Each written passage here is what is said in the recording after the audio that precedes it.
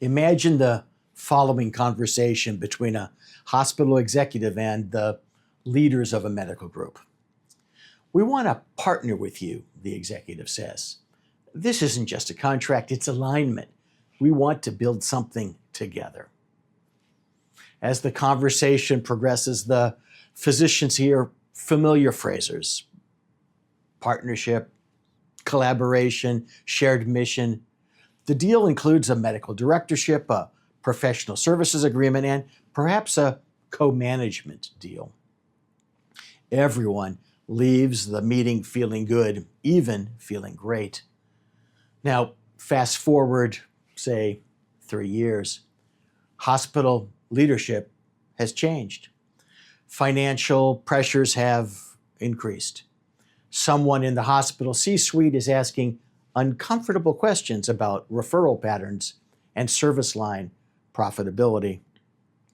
Suddenly, the tone of the relationship feels, well, different. The hospital still uses the word alignment, but it no longer seems to mean the same thing. And that's the problem.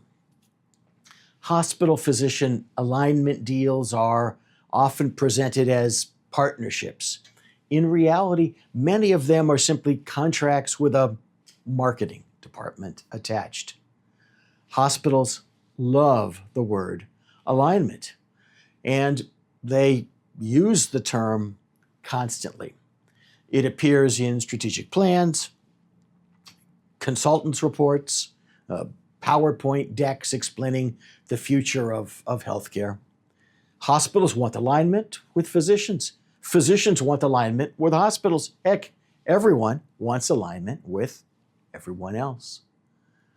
At least until the incentives change. Over the past 2 decades, hospitals have pursued physician alignment through a wide range of arrangements. Those include professional services agreements, medical directorships, co-management deals, joint ventures, and large employment models. Some of these arrangements work well, many extremely well. On the other hand, many don't work well at all. The difference usually has less to do with goodwill and more to do with incentives, leverage, and contract structure. But remember, the compliance piece still matters in all of these alignment deals.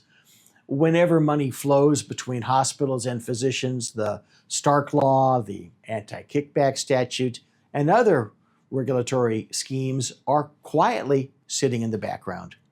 Most alignment arrangements attempt to address these laws through familiar concepts: fair market value compensation, commercially reasonable arrangements, payments that are not tied to the volume or value of referrals.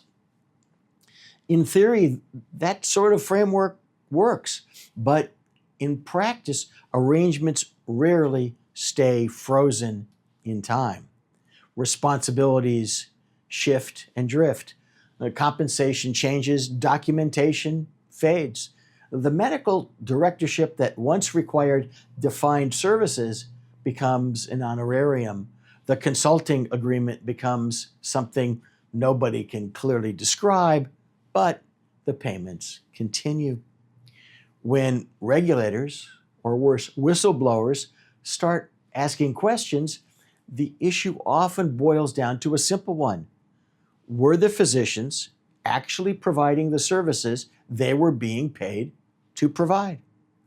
If the answer is unclear, the arrangement can start to look like something regulators have a very specific name for: payment for referrals. In other words, a kickback. But there's a strategic issue physicians often miss for very obvious reasons. The legal risks get most of the attention. But the bigger issue for many medical groups is strategic. Alignment deals frequently come with strings, many strings attached, some of which are quite obvious, but many others are buried in provisions that seem harmless at the time of contracting. For example, hospitals often require physicians to provide services exclusively at the hospital's facilities, limit participation in competing ventures, or require obtaining approval before expanding services. None of this is unusual in terms of what hospitals seek. But physicians sometimes underestimate how much these provisions and others like them affect the long-term independence of their medical group. A deal that looks attractive today may limit options tomorrow. Markets change, leadership changes, strategic priorities change. Contracts, on the other hand, tend to last a lot longer than optimism. There's another issue that rarely appears in the written agreement, but frequently exists in the relationship: the expectation of referrals. Hospitals don't enter alignment deals out of some sort of altruism. They expect economic value from the relationship. That value usually comes in the form of patient volume. No one says it directly, at least not in the contract.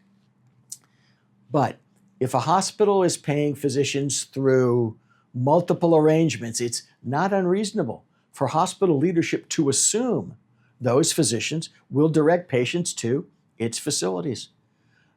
When that expectation collides with physicians' medical judgment or with competing facilities, the relationship can deteriorate quickly. Physicians may suddenly hear phrases from hospital administrators like, "Well, we thought this was a partnership. We expected alignment. We're surprised by your referral patterns." None of those phrases appear in the Stark Law or in the federal anti-kickback statute, but they appear in real-world disputes with remarkable frequency. Before we finish, a word about co-management agreements, an alignment model that deserves particular scrutiny. Under these arrangements, physicians are paid to help manage hospital service lines. For example, orthopedics, cardiology, surgery in general, and so on. Typically, part of the compensation under a co-management agreement is tied to performance metrics designed to measure quality or efficiency. That structure can make sense, but poorly designed metrics create risk. If the metrics are vague, easily satisfied, or indirectly tied to patient volume, regulators may view the arrangements as something other than a quality initiative. Co-management arrangements are not inherently problematic. However, they require careful design and periodic review. Here are some practical takeaways for you. 1. Alignment is not the same as shared incentives. Hospitals and physicians may cooperate for years, but their economic interests are not identical. 2. If compensation is tied to services, those services must actually occur. If nobody can explain the services being provided, regulators will supply their own explanation. 3. Watch the strategic restrictions. Exclusivity provisions imposed on you and approval rights can quietly limit your group's future options. 4. Referral expectations are real even when unspoken. Understand the hospital's economic expectations before entering the deal. 5. Review arrangements periodically. Deals that made sense, perfect sense 5 years ago, may not make any sense today. Hospital-physician partnerships can be productive and beneficial. Many are. But physician groups would be wise to remember a very simple reality. In healthcare, alignment isn't a relationship. It's a temporary coincidence of incentives.